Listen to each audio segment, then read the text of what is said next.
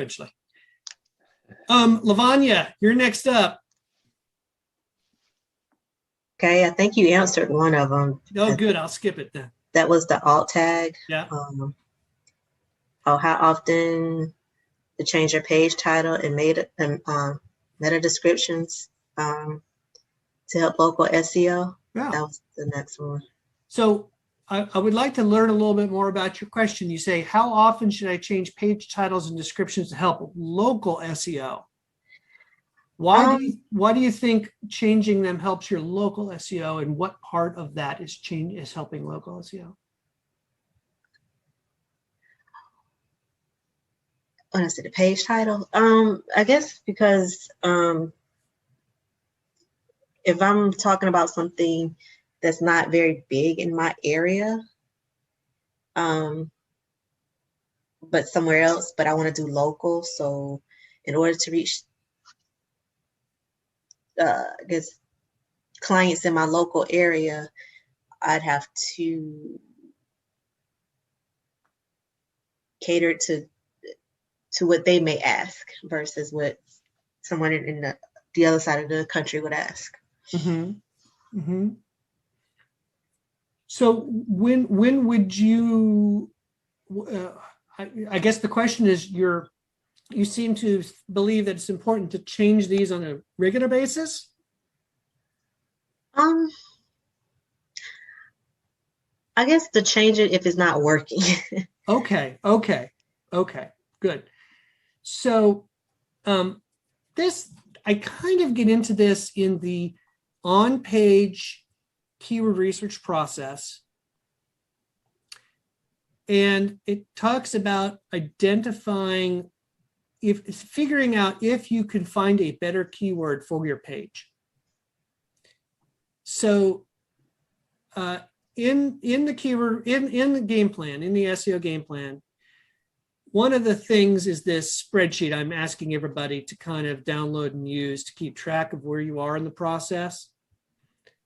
And in that spreadsheet, there's a line item for, keyword research for a specific page and then optimizing that specific page.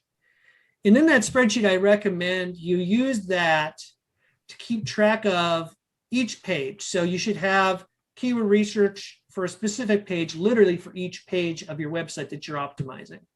And then optimize a specific page for each page of your website that you're optimizing.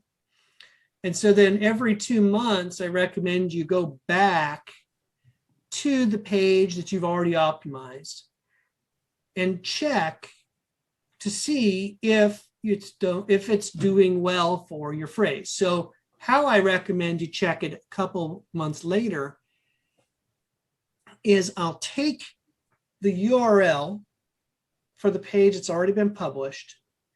I'll go into Google Search Console, into the search results data. I'll enter in the page, the full URL into search results, and it will then show you all the queries, all the words people entered into Google to find your page in the last 3 months. Oh, okay. With that information, I can see impressions, how many people saw my page from each of these queries, clicks, how many people clicked on my page after seeing it, and my average rank for that query to that page. And I'll use that data to help me see, oh, I thought people were looking for web design in Charlotte, but it looks like lately I'm showing up better for Charlotte web design.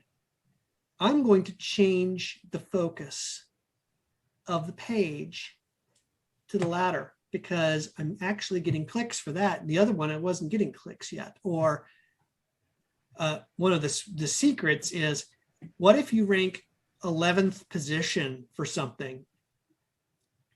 And if you just made your page just a little bit better, you move from the second page of Google onto the first.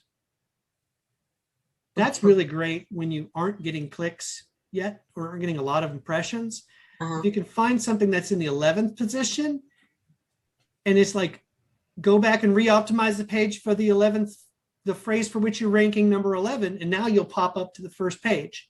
Sometimes you might pop up to the middle of the first page.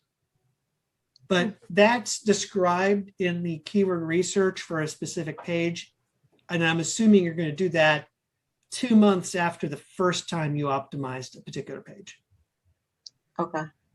Yes. And so this will help you say, oh, should I say Charlotte Web Design, or should I say Web Design and Charlotte NC?